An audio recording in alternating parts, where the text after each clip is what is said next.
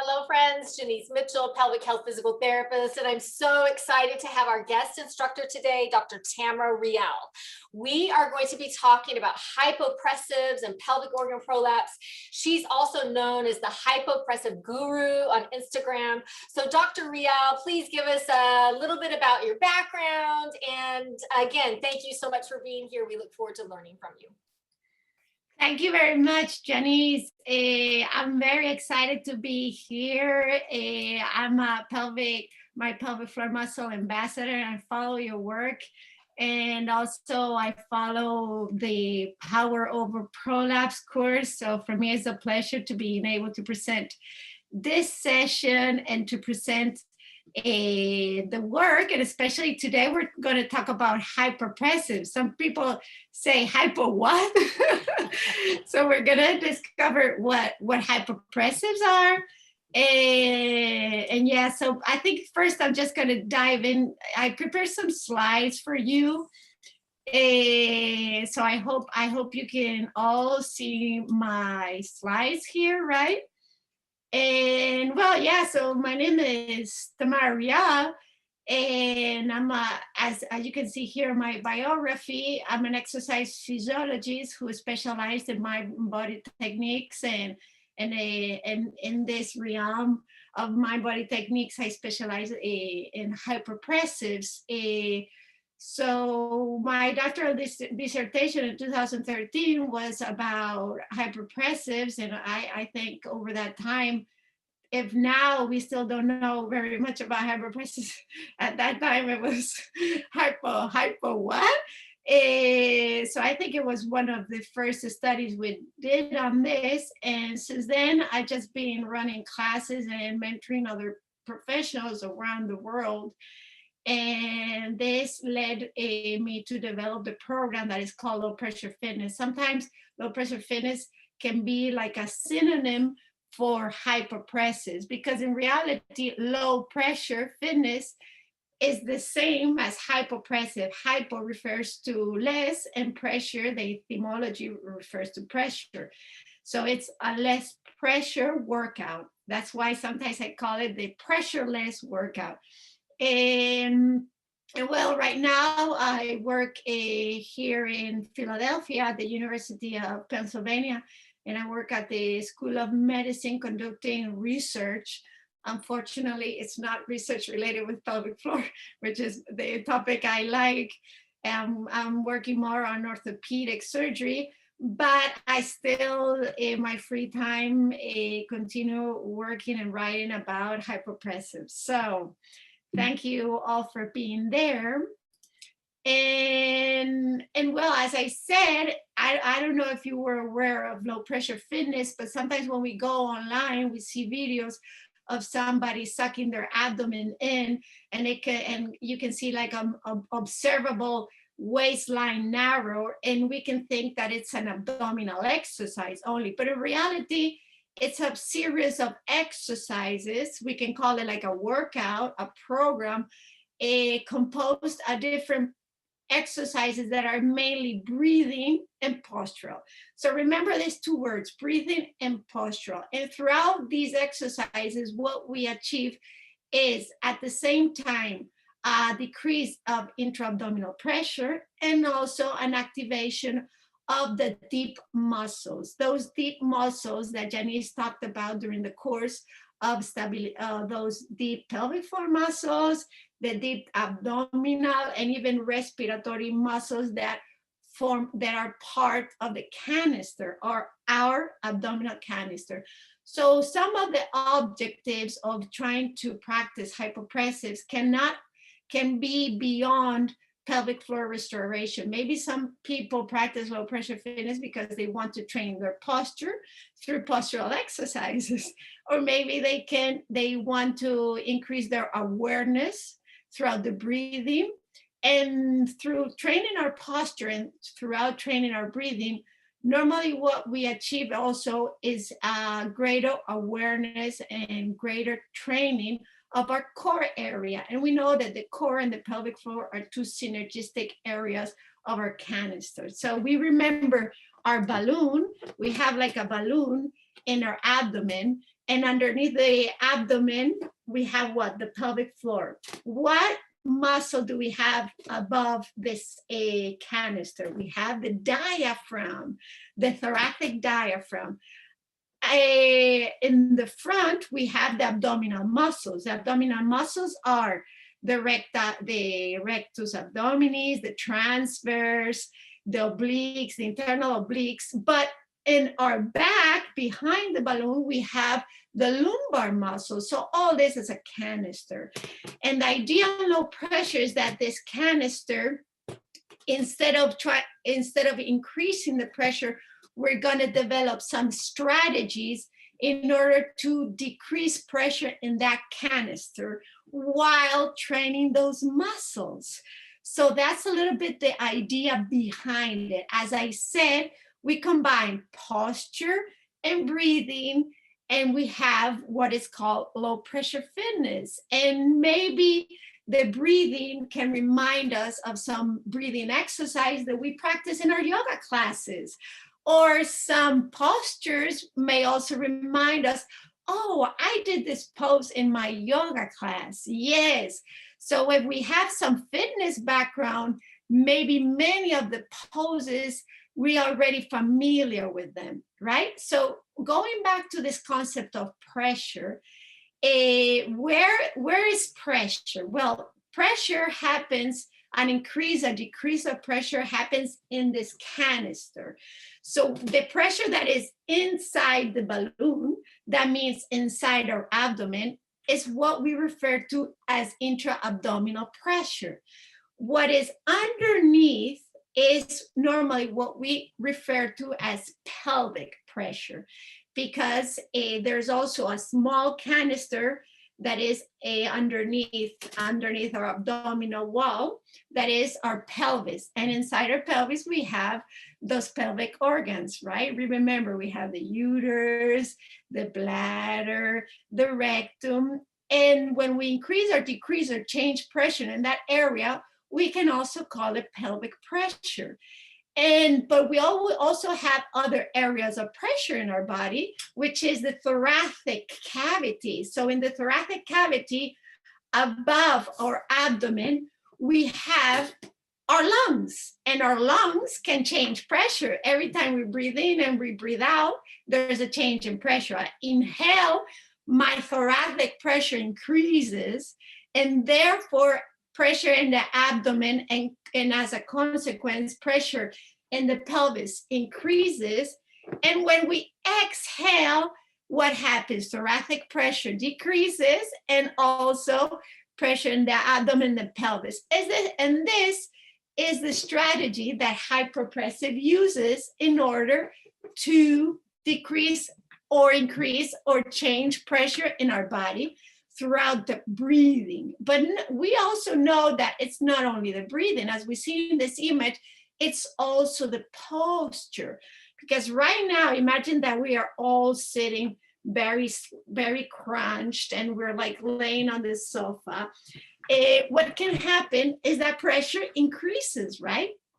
So we know that our pressure can increase not only because how we breathe, but also because the posture we have, or by some other mechanisms that can be related with different changes in our body. For example, when we're pregnant, the uterus grows a size, the abdomen grows, so intra-abdominal pressure is going to increase.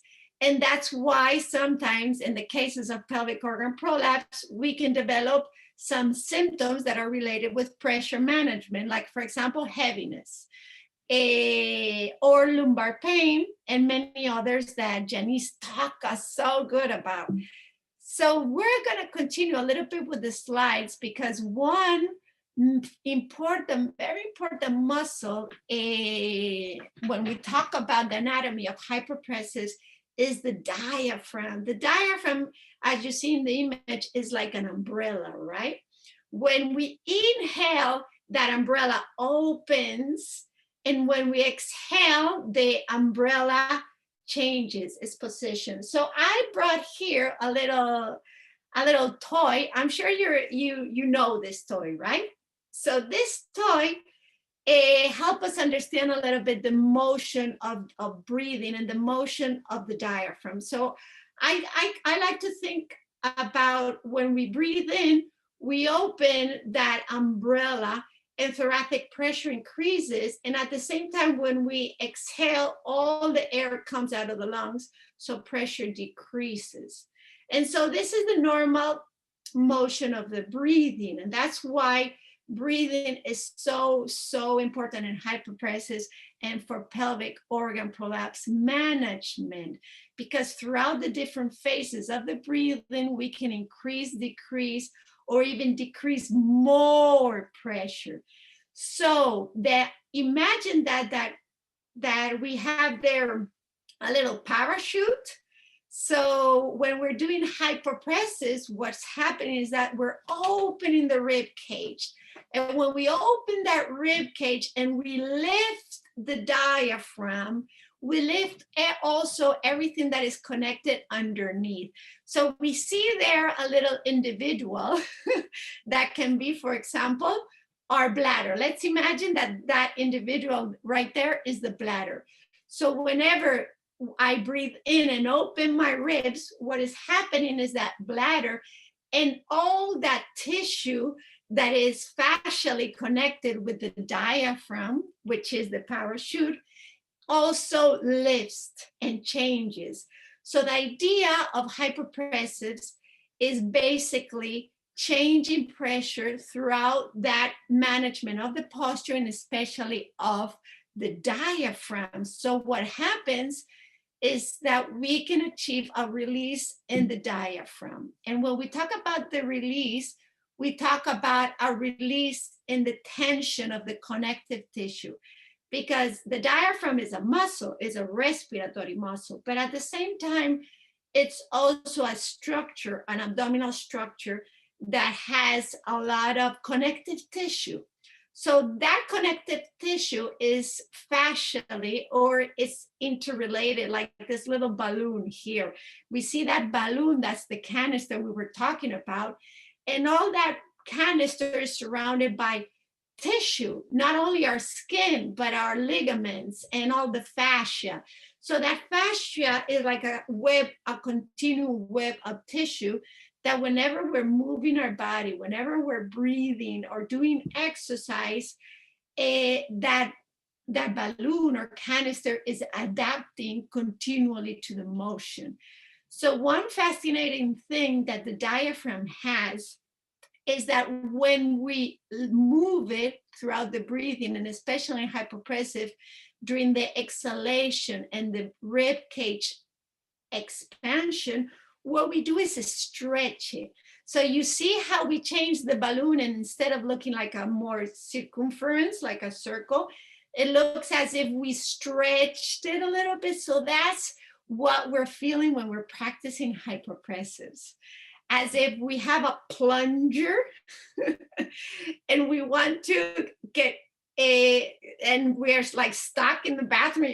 So what we do is try to get rid of everything that's stuck in the bathroom throughout that force that is generated through the diaphragm. And this is a symbol, but it's a very good symbol to understand the sensations that happen. So the diaphragm is like the big brother of the pelvic floor. The diaphragm is above and the pelvic floor lies behind in the pelvis. So when the diaphragm lifts or moves, it also moves the pelvic floor, not only the organs, but also the pelvic floor tissue, connective and musculature. So we see a synergy between what is above to what is underneath. So when we inhale, diaphragm goes down, and also there's a little motion of the pelvic floor because they're synergistic. So when we exhale, it lifts and also the pelvic floor. And when we do hypopressives, there's a phase that is performed in apnea. Apnea means while we're holding our breath, but we're not holding our breath and straining as if we're in the bathroom. So that's a maneuver that we call, or we term, the hyperpressive maneuver, because pelvic pressure or intra-abdominal pressure increases because you're pushing and pressing down.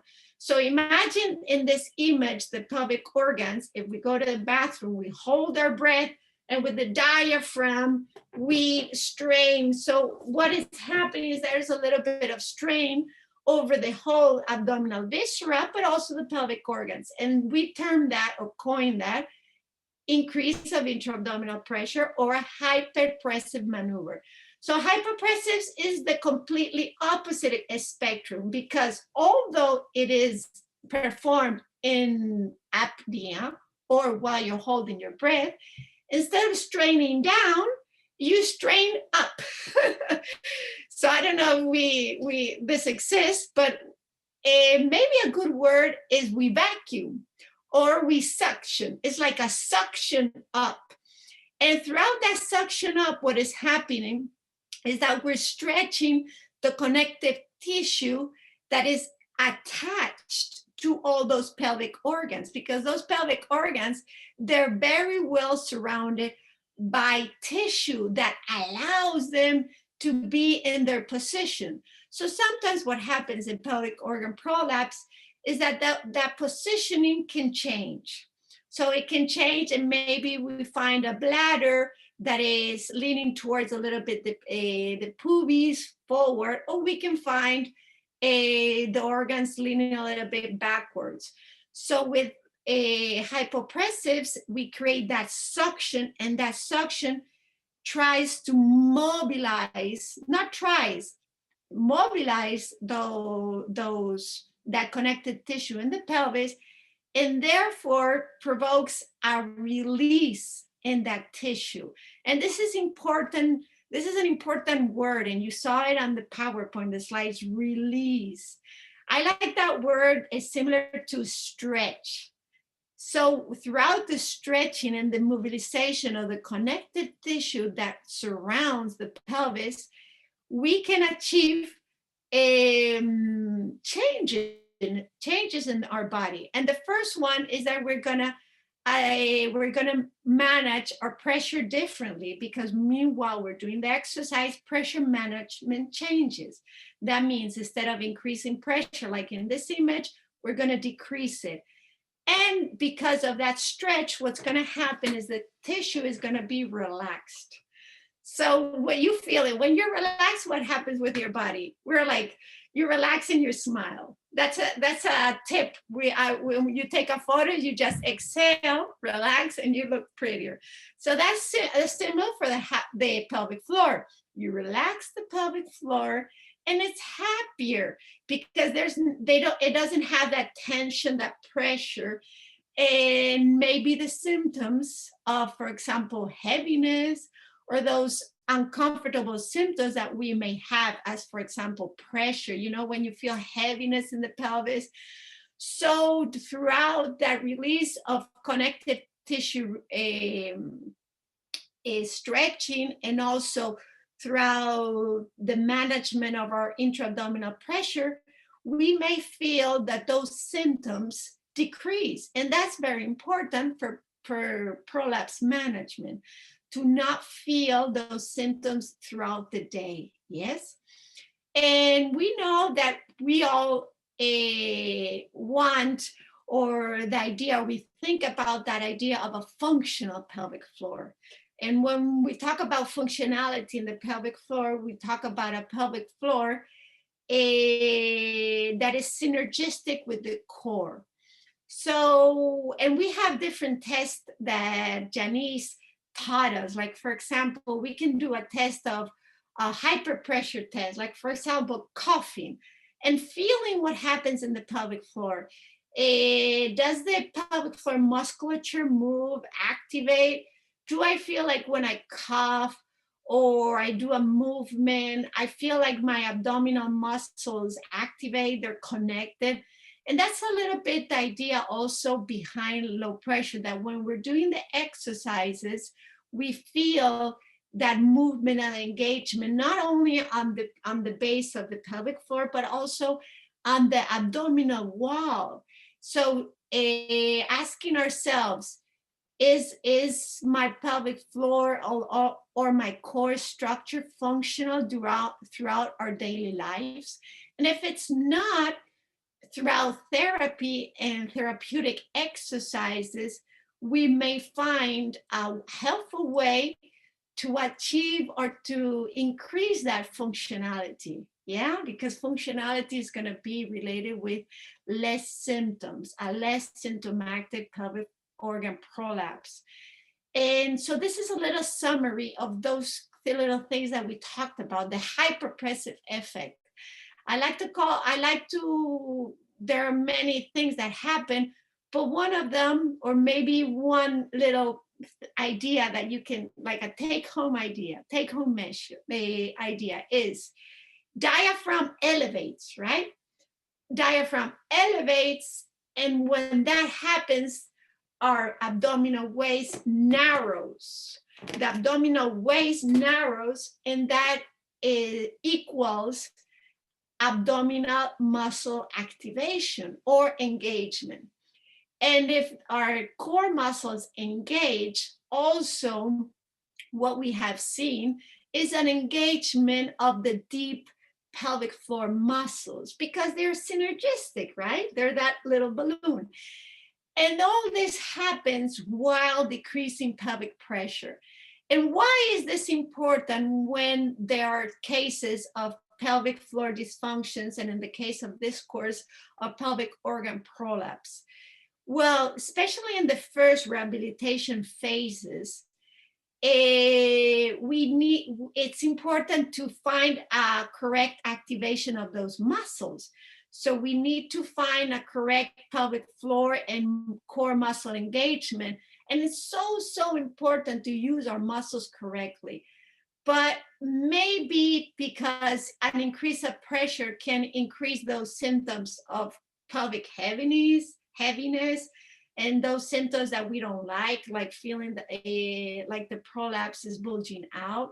So we can at the same time engage that core musculature while not increasing the pressure. And that's a good thing, that in the first phases of rehabilitation, we can play with those two factors, activate our muscles, train our musculature, and train our posture that we know is so related with pelvic organ prolapse, while we don't put too much straining on the pelvic floor.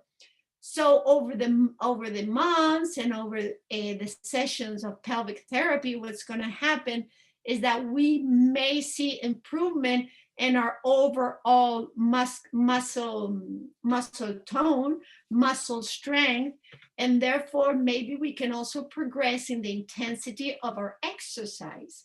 So imagine hypopressives as a very, very low impact, low intense exercise that we can use in therapy, because it's like when I imagine that I have a knee problem, my knee hurts, and I want to rehabilitate it. So the first session, we're not going to put pain. We're not going to do high impact exercises on that knee until the knee has gotten a more strength, better capabilities to load itself.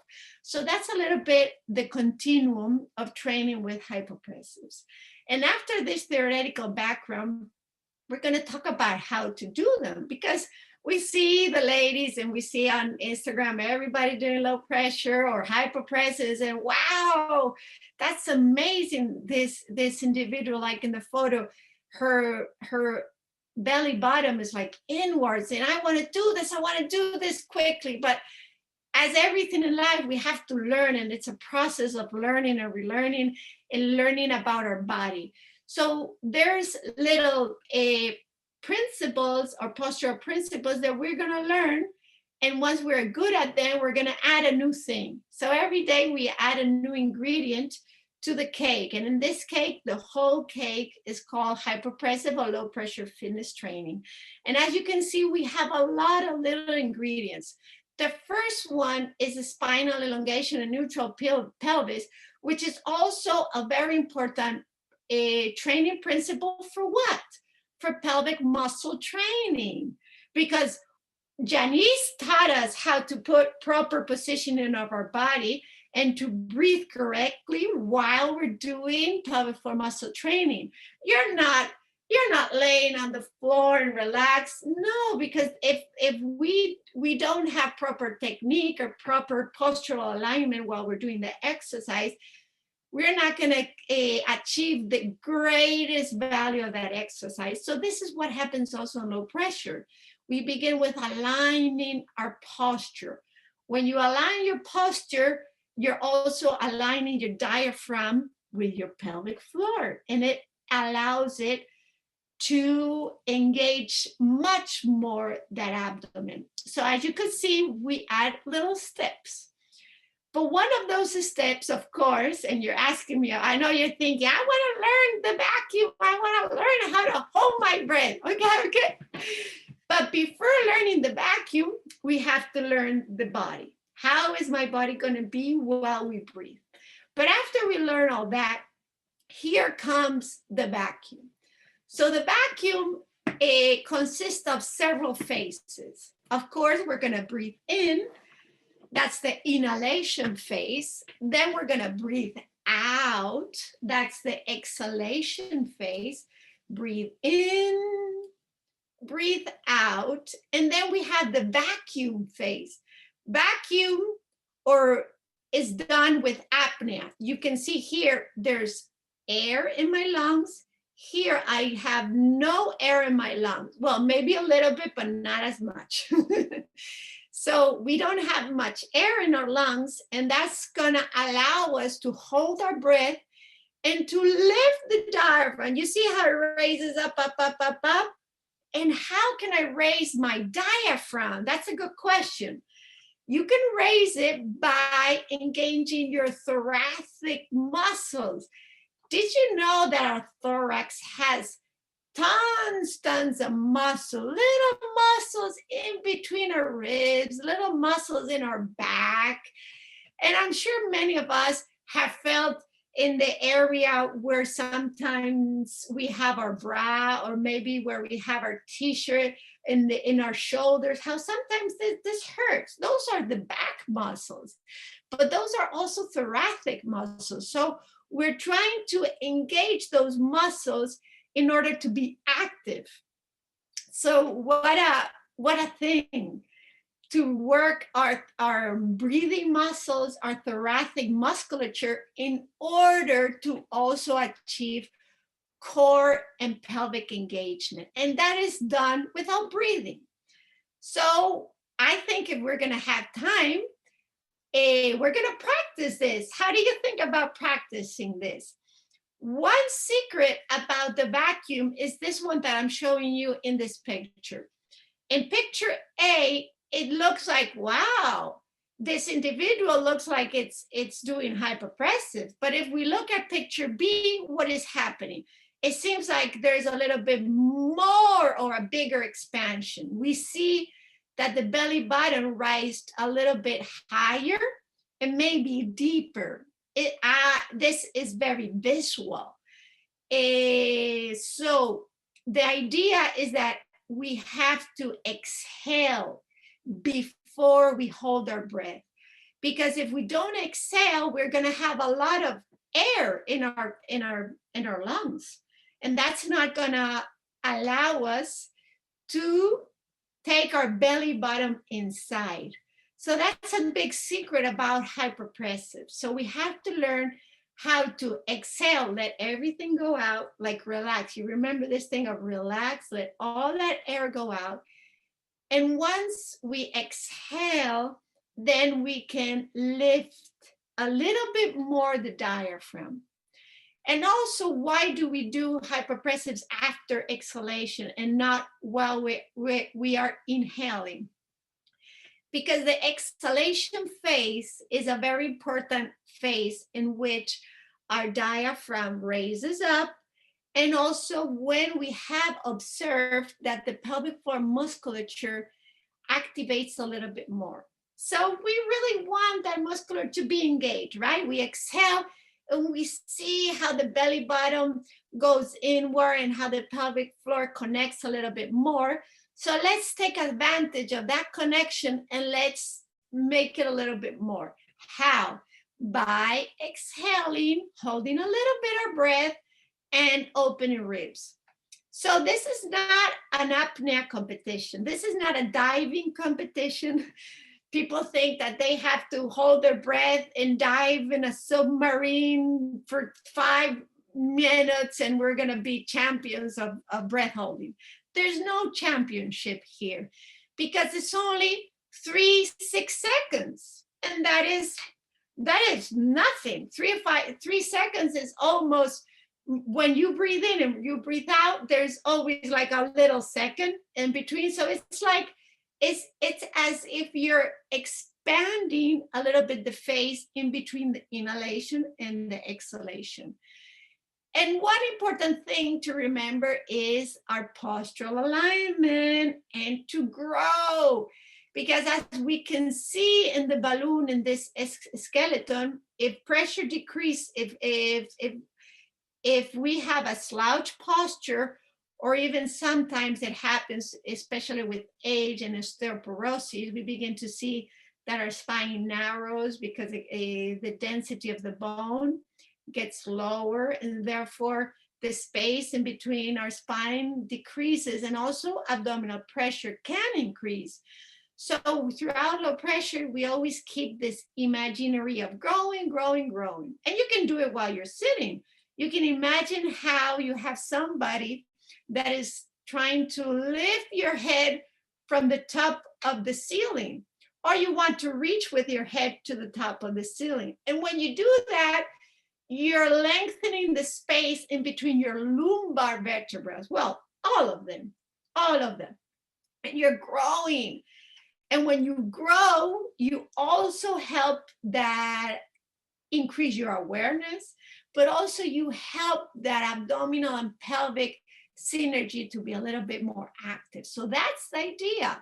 So remember, what is good posture? Good posture is if you look at yourself in the mirror, a side view, and you see that your hip is above your thorax. Some of us, we a little bit with our hip forward, the plane of our shoulder, and sometimes we're forward or backwards. So look at you. Let's check ourselves in the mirror and see when we're standing if we are in the complete line that falls in between your knees, your feet, and also your elbow. Easy. But also we have to check another important area of our body, that is the pelvis. And sometimes we use that analogy of the pelvis as a bucket. And this bucket can be neutral position. That means that the water that is in the bucket is not going to tilt forward or backwards. So that's a little bit the image that we use in low pressure. We also use it in yoga and pelvic floor muscle training. That is keeping our pelvis neutral, as if you don't want the bucket to spill out. Why is this so important? Because when your pelvis is neutral, the pelvic floor and the pelvic organs lay just underneath the diaphragm. And there is less increase of pressure also, because it's as everything is aligned like a domino, and you don't want those dominoes to fall. So we want them aligned, and that's where we begin in low pressure, just learning how to align our body. And then we do different poses. Why different positioning of the body? This is something people ask me all the time. They say, Tamara, why do we have to do different poses? I can do it in the bed, or I can do it lying supine, because lying supine is easy. Yes, of course, that's one pose. But we have to change the gravity of the positions, because gravity, as we saw during the course, is another factor that can influence the position of the organs. So, for example, if we compare standing against supine, we know that standing is what we call a gravity pose, And the meter or the supine position, there's less gravity because the pelvis in relationship with the floor is in a different position. So instead of having your bucket is standing, your bucket is lying. So the gravitational forces are going to change a lot. And we are not in the moon or in the space, because if we were trying to do exercise in the space, we wouldn't have that gravity. But we are in Mother Nature. And in Mother Nature, we have gravity.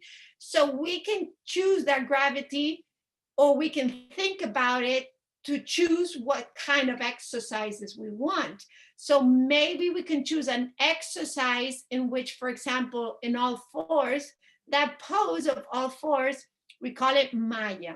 Maya is the spring god. May is the month of what? Of the spring. So Maya is the name of a lot of mythological goddesses. And that's why we have May, because she's the god that brings us a spring, that brings us nourishment, that brings us flowers, and also is a position in which we can see that the pelvis is tilted a little bit towards the floor. So there's going to be less pressure, for example, in the posterior area of our pelvis. And when we're standing or when we are sitting on the other side, what is going to happen is there's going to be more gravitational force on the pelvis, but at the same time, we're also going to activate more the spinal muscles, because the spinal muscles have to work against that gravity. So you're going to feel like you have to do a little bit more effort, spinal effort, or an effort of growing, trying to keep your spine completely aligned, in comparison that when we are in supine. And so people ask me, Tamara, where's the best program? Like, imagine that you want to do a sequence, because, okay, I have some pelvic floor symptoms, and I want to do which is the best exercise. And there's no good response to that, because the most logical response is all exercise can be helpful. So why don't we try to do all of those poses? Not all the first day because we're learning, but maybe once we know all the exercise, let's do it in a progressive sequence. So that way we can get a little bit of the best of each pose. And you're going to ask me, well, Tamara, but how much time does it take to do these exercises? Because, I'm busy, we're busy, we have lots of things to do, the kids, or work. And we also have to, we are practicing our pelvic therapy program, or we're going to the gym. So when can I practice low pressure or hypopressive exercises? So the good thing is this is not a long program. This doesn't mean that it's 1 hour, 2 hours. These 4 poses can be done in 10 minutes. So I'm going to ask all of you, do you have 10 minutes of self-care? For example, can we do our pelvic floor muscle training and add 5 or 10 minutes also of hypopressives? Not every day, but can we do it, like, for example, twice per week? That's another question that many people ask me all the time. Tamara, how much time should I practice this, or how many times per week? Well, there's also not a good question, because it depends on, we have to do individualized programs. But I always try to say that some is better than nothing. So if you have 5, if you do it twice per week, once per week, that's much better than never. So that's the question. Am I going to get overtrained by this? Well, it will be difficult to get overtrained unless you're doing, I don't know, imagine like 4 hours, but nobody's going to do 4 hours of exercise or even 4 hours of hypopressive poses. So I never saw overtraining of this, especially if we're doing between 10 minutes, 15 minutes. That is what normally in pelvic therapy we recommend, because in pelvic therapy we do other exercise, right? We're going to do our pelvic floor muscle training. We're going to also follow several instructions. We're going to progress our program. And because we're progressing the exercises, we can progress also the poses that we do in low pressure. So maybe the first day we're going to begin doing only one pose, and that pose is going to begin it's going to be, for example, Demeter, which is a very easy pose. It's supine, so easy, and we have the support of the floor, so we know where our spine is in the space. But then we're going to say, this is the first week we're going to practice only Demeter. Second week, we're going to practice Demeter and also Hestia. Hestia, the goddess of fire. She's the protector of the Olympic gods, and she's a little bit like a mother who protects her offspring. And she's sitting with her spine straight. So you're going to do those two exercises. On the third week, what are we going to do? We're going to add a third goddess, and that goddess is going to be Maya. So we have supine, sitting, and now we have all fours.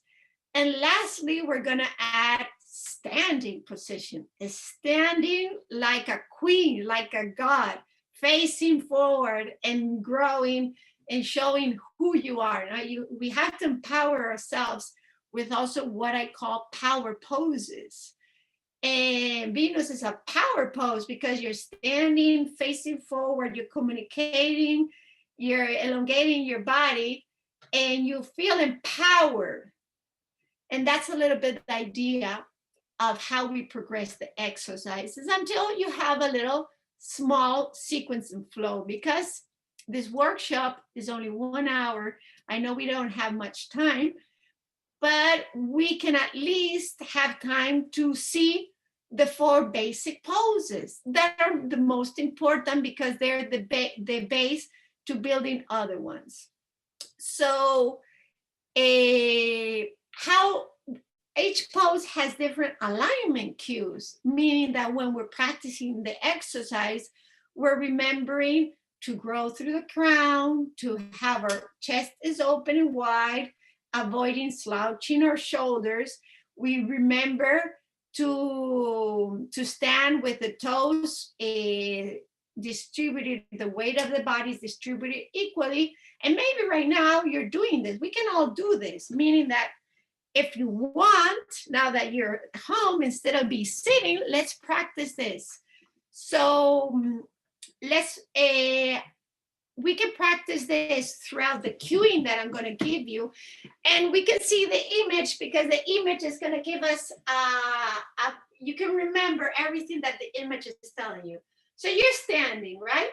So we're standing and we're gazing towards the camera, or we're gazing towards the mirror. And you imagine that you want to grow through your crown of your head, avoiding what? Slouching. Okay. But Tamara, my feet, how are my feet? Your feet can be facing forward, right? So your feet are facing forward at the width of your hips, feet parallel and hip width apart. And you can touch your hips. So where are your hip bones? Okay, here are my hip bones. So look at your feet and check if they're gazing towards the front, and if your knees are gazing towards the front. And from here, you're going to distribute the weight of your body equally. That means distribute it between your toes and your heels. You're not here backwards and you're not forward. You have all the weight of your body grounding into the floor. And that's going to help you to grow, grow, grow, grow. If you grow tall, you're already feeling that your abdomen is a little bit engaged. And you can try to grow and touch if your muscles are active, or even now try to relax and touch your belly again. Well, if I relax, my belly just goes up. So that's why I prefer to stand tall. And I think all of us do this. So your shoulders are down. That means We always have our shoulders away from our ears, and we have that sensation of spreading the shoulders as if we have wings. Imagine that you're like a bird, a phoenix bird that is going to fly. And when we open our chest and we lift our chest, what happens is that we also help to lift the diaphragm. And this is pose 1. And so from pose 1, that is called Venus, we can breathe in through the nose and breathe out through the mouth. So in order to breathe in and out, I want you to place your hands around your ribs. And now I'm going to stop sharing the screen, because what we're going to do, then you can see me better, right? So maybe now you can see me better. So we can hold our ribs. So when you're breathing, what happens when you inhale? Your ribs, let's try it. Take a deep breath in. And you feel like your ribs lift and expand laterally. And when you exhale, what happens with your ribs? They close, but they don't close like this. They go to the natural position. Okay, so let's practice it again. Let's practice feeling what it is to expand your ribs and to let them go to their natural position without losing your growth. So just breathe in through the nose and exhale also, if you want, through the nose or through your mouth. Let's try it again. And let's do this while you're growing, while you're gazing forward, and while you're inhaling and exhaling in a very relaxed way. So that means I don't want you to inhale quickly. Just inhale through your nose and exhale. Keep doing this. Inhale, 1, 2, 3. Exhale, 1, 2, 3, and grow. Okay. And now you're going to just place one hand and the other one can be there so you don't get so tired, right? And now let's pay attention to the movement in one rib. When you inhale, the rib laterally expands, and not only lateral, but also lifts. And exhale, exhale, hold your breath 2 seconds or 3. That means don't breathe while you're exhaling. Again, inhale, inhale, inhale. Exhale, exhale, exhale, hold your breath. Let's do it another time. Inhale. And exhale, exhale, exhale. Hold your breath. Perfect. Let's try the other one. Inhale again. Sometimes I also teach it against the wall because that also helps us to feel as if we have an imaginary wall that helps us align our spine. So we do the same. And also our hand can be against the wall. Our knees are a little bit bent and you keep on growing. Inhaling, inhaling, exhale, exhale. And when you exhale, you open you just hold your breath, hold your breath, perfect. And now let's do the same with our both hands as if we have wings and we want to reach far away from there. Inhaling, inhaling, exhaling, exhaling. One more time. Inhale, inhale, exhale, exhale. And hold your breath. Perfect. You can relax now 1 second because what I'm going to show you now is the apnea part. The apnea is the vacuum. So the vacuum is that part that when we see on the photos, we see that suddenly my belly is going to go inwards. And you're going to say, Tamara, how do we do this? The suction. the lift of the abdomen and the lift of the thorax, right? So when we do this, pay attention to what I'm going to say. Inhale through the nose. Exhale. Hold your breath.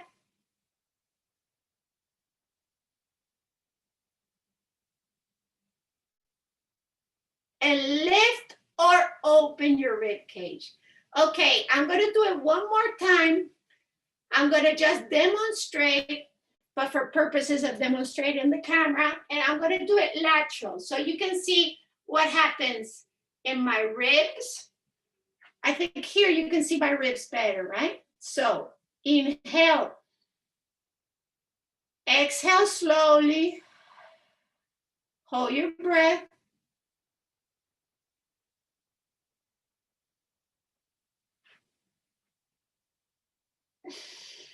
Inhale. Exhale.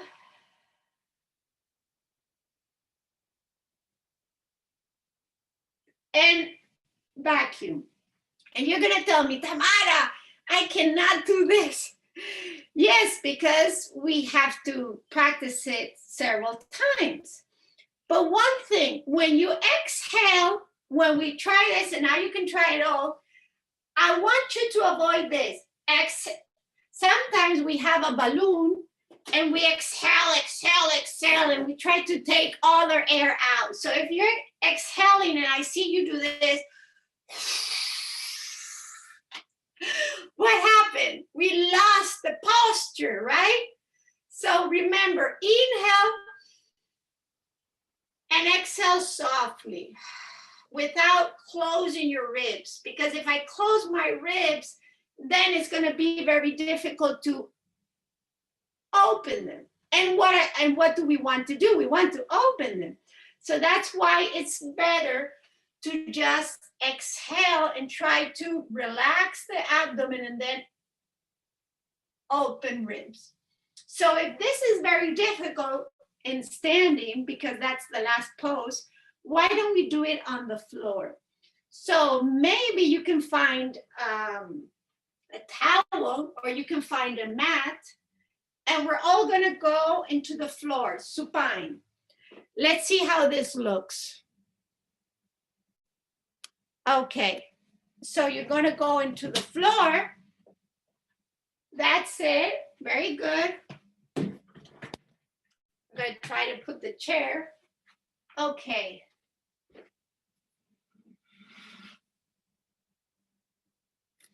And there, I'm seeing all of you on the floor. Very good. So we're on the floor and we're going to bend our knees. We're going to bend our knees, not here, not here, just in the middle. Just feeling like you're in a comfortable position. And you're going to place your hands on your pelvis. Your fingers, as if you're making a triangle with your hands. Your fingers on their pubis, and you can also feel the heels of your hands on your pelvic, on your pelvis. And from here, we can find that perfect position in which the bucket is not tilted backwards and it's not tilted forward. That perfect position in which the pelvis and the hips are perfectly aligned in a horizontal plane with the floor. So from here, we're going to place our hands on the floor. And from there, we're going to feel like the chest is open and our arms are growing away from the body. You're gazing towards the ceiling, looking to the ceiling. And you imagine as you want to grow with your spine, like lengthening your spine. And you're going to continue breathing, but now you're going to bend your feet, dorsiflexion of your feet. So that means instead of having your feet relaxed, you're going to take your toes and point with your toes up towards the ceiling. Why do we do this? because when you dorsiflex your ankles, you already engage a little bit more your abdomen. But always remember, pelvis neutral, and begin breathing through your nose, exhaling through your mouth. Growing, inhale, and exhale through your mouth. Inhale again. And I will want you to exhale and hold your breath. Hold it. And without breathing, try to open your ribs. Open and lift your thorax. Open. Okay, let's breathe again. That was the first try you had, the first thing. Let's try it again. Inhaling and slowly exhaling. Again, second time. Exhale. And now let's do the third one. Prepare. Inhale. We're going to exhale the air. Hold your breath. And try to open your ribs laterally without breathing and lifting your rib cage. And exhale. Very good. We're going to try it one more time. Let's see if you all were able to do it. I'm going to check you. Inhaling through the nose. Exhaling through the mouth. Remember your toes are gazing towards the ceiling. Very good. One more time. Inhale. Exhale all your air. And now without air, try to just raise your thorax, your ribs up and out. Up and out. And very good, Emily. Suchi, you're getting it. Wow. Inhale through the nose and exhale. Very slowly, you're gonna move to a lateral pose and bring your body into a seated position. So we're all in a seated position. Sitting, yeah, like in a meeting, sitting. So this is Hestia. And Hestia, do you remember that we talked about not slouching our body? We talked about growing. If this is too difficult, maybe we can sit on a towel or we can sit on a bench. And if it's too hard for you, maybe you can sit against the wall. Why, if we sit against the wall, this can work? Because this is always going to remind you about growing. So our feet are not relaxed like in yoga. Our feet are active. And we're going to place our hands against our knees. So pay attention to this. Your knees are not relaxed, because if they're relaxed, we're not going to engage our adductor muscles. So with the heels of our hands, we're going to press against the knee, but the knee is going to press against also the hand. And pay attention to the shoulders. You are not here. We are all with our shoulders down and elbows out. Let's practice this movement. Shoulders up, shoulders down and out. Let's try it again. Inhale, raise up, and exhale out. So you got it. Hestia. Gazing towards the front. Inhaling and exhaling. And already this pose is quite hard. Why? Because you are thinking about growing, you're thinking about shoulder out, you're thinking about a position of your hand against your knee, and you're also thinking about pelvis neutral. So let's try the vacuum here. I know this is the first time and it's online, but let's try it. Inhale through the nose. Exhale through the mouth. Hold your breath for 1 second. And while you hold your breath, try to lift your chest and your ribs. And inhale again. But don't lose the pose. Keep it growing, keep growing. Keep growing and keep breathing. That's Hestia. So we're gonna see the last pose of the 4 goddesses, which is called Maya, our spring god. So in Maya, what we're gonna do is we're gonna go into a triangle pose. So a triangle pose means that the hip and the knee are in the same line. And instead of being in all fours here, we're gonna place our hands in a triangle. So your hands are not on your forehead, they're above. It's a triangle. So we're gonna place the arms in a triangle, hip in the same line, and the spine is straight. You see? Let's check you. Okay, Emily, very good. Suchi, very good. Yeah, that's it, Janice. Our feet. Remember that the feet are dorsiflex.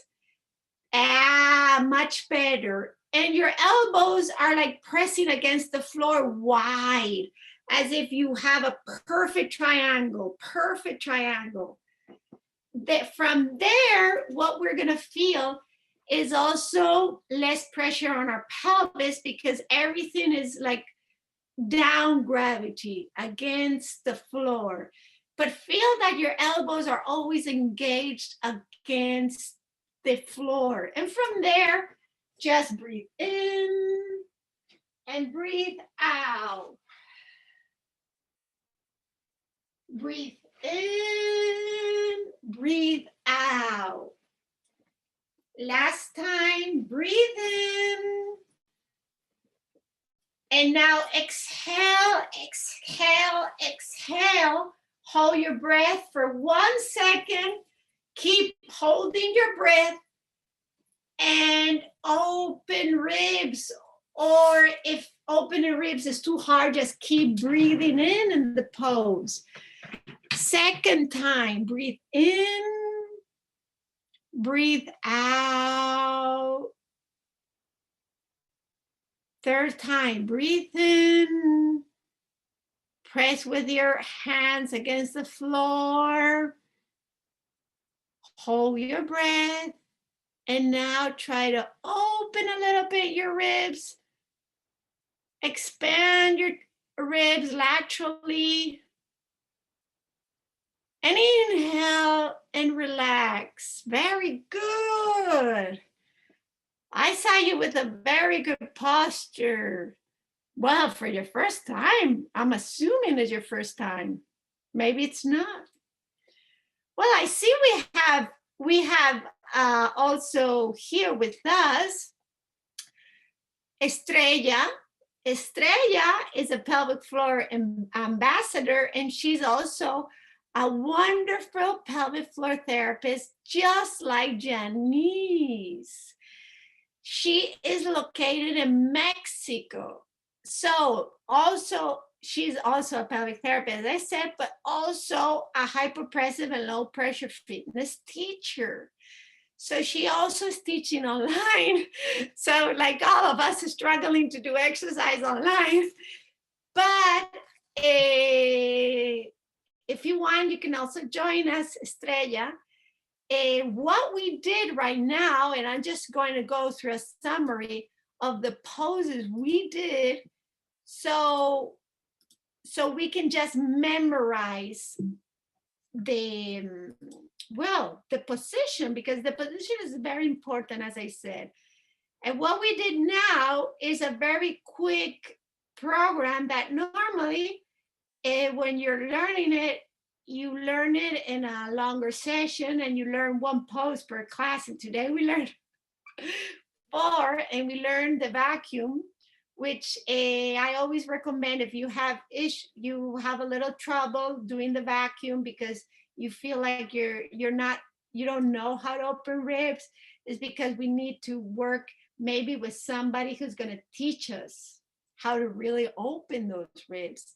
So do you remember Hestia, which is our sitting pose, in which we grow, lengthen through the crown, the shoulders down, chest open. If your chest is open, it automatically engages the back muscles, but also helps to engage the transverse and oblique core muscle. That's why we always tend to have a little bit of opening in your chest. And the pelvis is neutral and the ankle is dorsiflexion. So it's not just like you're sitting watching TV. There's a little bit of, like you're working a little bit. It's not as hard as going for a jog, but it demands a little bit of concentration on your posture. And then we have our supine pose. The knees are hip width apart, the ankle is dorsiflexion, and the spine is completely aligned. Remembering always that thing of neutral pelvis. If we have a problem with neutral pelvis, we just put our hands and we make sure that the tip of our fingers is in the same line that our hip bones, because the hip is a little bit like a triangle. Gaze towards the ceiling and just breathe softly, inhale and exhale. So those were the 4 goddesses we practice. And I did it very quickly. I don't know how you felt, so I want you to tell me. It was a really good introduction. Really good introduction. So Emily had a question here. What can you remind us, what is the purpose of the dorsiflexion? Was that to engage the abdominals? Yeah, so the ankle dorsiflexion has several purposes. One is that throughout the literature, we have seen that when we practice exercise with ankle dorsiflexion, we are able to engage our pelvic floor musculature. We still don't know why. We think that is because we're doing the ankle dorsiflexion, there is a stretch on the posterior myofascial line. That is the muscles that are behind our leg, the gastrocnemius, the hamstrings. And because there is a myofascial connection of the hamstrings with the hips and the glutes, that is able to achieve a little bit more tension in the pelvic muscles. So that's one of the reasons why we do ankle dorsiflexion. We can feel it. You do ankle dorsiflexion, but not only ankle dorsiflexion. Sometimes it's like when we're driving. When you're driving and you press the gas. So that intention of pressing the gas against the floor also is able to achieve not only pelvic floor muscle contraction, but a little bit of abdominal contraction. And even sitting, if you're sitting, you can feel it. Your feet are flat against the floor. Your feet are flat. And then you just press with your heels against the floor, and you press as if you're, pressing the floor. And we feel a little bit the muscles of our legs activate slightly. And that helps a little bit to raise the pelvic floor. We know this because we've done ultrasound studies, not only individually in clinic, but there are some studies in the literature, even systematic reviews, that have shown the interest of ankle dorsiflexion. And on the opposite side, when we don't have ankle dorsiflexion, that is when we have flexion, plantar flexion, for example, when we're wearing high heels. When we're wearing high heels, that's instead of our foot being like this, our foot is like that. What happens with the pelvic floor? The pelvis is not aligned and just all over the place. And we've seen, and sometimes we recommend for people who have some pelvic issues to not use so much high heels, if this is something we do, just to engage a little bit the posterior back muscles. Yeah? Does this make sense? So, well, that's a very good question, but in this case, it should not fire, this, I like that expression, fire the hip flexors if we keep the pelvis neutral. If we feel like when we're doing dorsiflexion, we are pressing against the ground in order to activate the posterior myofascial line. If our glutes and hamstrings are active with pelvis neutral, the anterior line, especially the muscles that are in our anterior plane, that is the hip flexors, would be more relaxed. Because I know this is a very, short time together, what resources are out there if people want to learn, either more on a professional level, like if people are providers, or if, it's on a personal level, like they want to be trained? What suggestions or resources, where would you point people? That's a great question. I always recommend people to train under the supervision of a professional.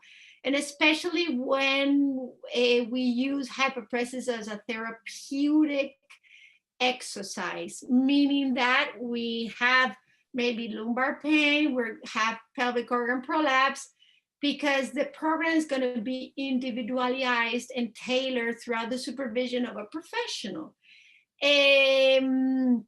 So I always recommend at least 1 or 2 sessions with a professional that is going to teach you a program, and maybe then we can do it on our own.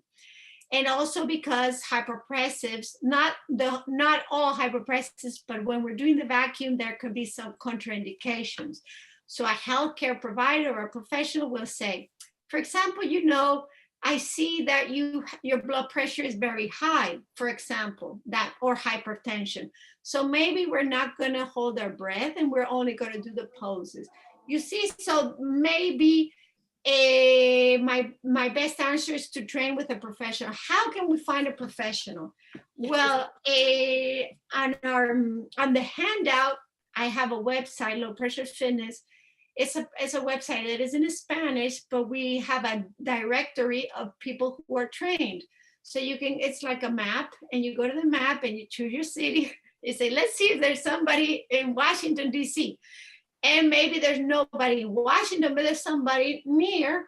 Or if not, also you can contact me and we will try to find you somebody that lives near you or who has knowledge and can train you. And if you're a professional and you want to train because maybe you want to teach this as an adjunctive or a complement to your pelvic floor or maybe orthopedic treatment, we do training throughout the world, and in English we're doing training throughout Pelvic Guru, that is a provider, and also Herman and Wallace, or Low Pressure Fitness. Those are the 3 organizations that are training professionals. Okay. And I think those are like the good ones, because normally in the United States, Herman and Wallace Institute, Pelvic Guru, they are providers that teach normally and certificate pelvic health. So you know that you're behind a reliable organization. Yeah. Good. What is the name of the third organization? One you said was Herman and Wallace. The other was Low Pressure Fitness. And what is the third one? Okay, so I'm going to write them. Herman and Wallace Institute. I think it's Herman and Wallace. Pelvic Guru.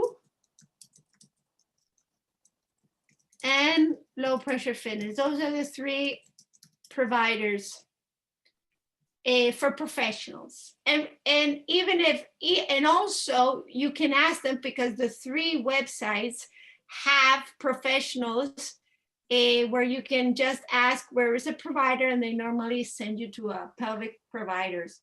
Yeah, they have directories on there where you can put in your zip code and you can find somebody close to you that's trained. And if not, Janice can also help. Yes.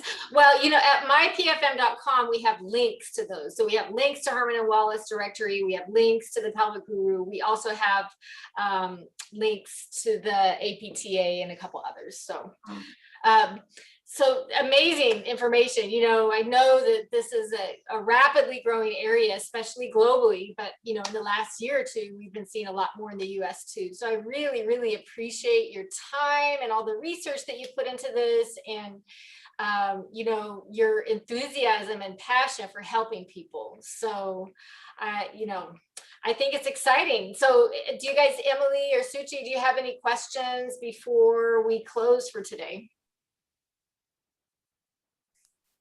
Good. Emily said, thank you for this information.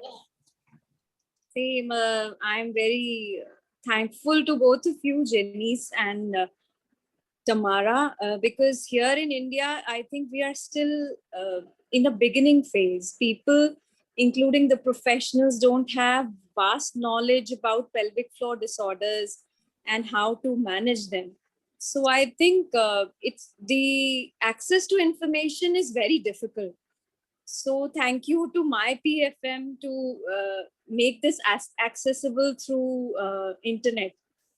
Thank you. Thank you. Yes. Thank you so much. Thank you. I appreciate your support. It's just really exciting being able to connect with people all over the world, and the internet lets us do that. And then we have wonderful people that are willing to support and share your time and expertise. So thank you to each one of you. If you're watching this after the fact, thank you for your interest. Don't forget that there is an attachment that goes along that Dr. Rial created. So it's a PDF. I sent it out an email, but it's also in Kajabi. So you just go under the Hypopressives and it's a PDF download that you can download. And if people had questions for you, maybe go to Low Pressure Fitness and they can access you there, or find you on Instagram at Hypopressive Guru. Right. And also I'm going to leave my email just in case we use email also. That's another research. And I'm more than welcome to respond to you. Okay, so that's realtamara@gmail.com. So again, everybody, thank you for joining. Have a great rest of your day, and we will see you next time. Bye-bye. Thank you.